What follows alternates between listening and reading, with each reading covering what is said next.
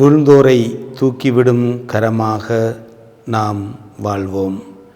சிலுவை பாதையில் 3 முறை விழுந்த தன் மகனை அன்னை மரியாள் தனது அன்பான பார்வையாலும் பிரசன்னத்தாலும் தாங்கினார். தோல்வியிலும் நோயிலும் மனச்சோர்விலும் வீழ்ந்து கிடப்பவர்களுக்கு அன்னை ஒரு பெரும் ஆறுதல். அவர் காயங்களை ஆற்றும் மருந்தாக செயல்படுகின்றார். எலிசபெத் அம்மாள் முதிர்ந்த வயதில் கருவுற்றிருந்த போது அவருக்கு உதவி செய்ய அன்னை விரைந்து சென்றார். இதுவே வீழ்ந்தோரை தாங்கும் பண்பு.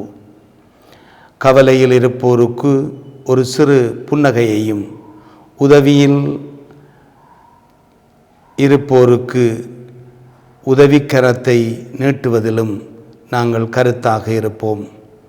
வீழ்ந்து கிடக்கும் நம் சகோதர சகோதரிகளை தூக்கிவிட அன்னை மரியாள் நமக்கு துணிவை தர வேண்டுமென்று மன்றாடுவோமாக.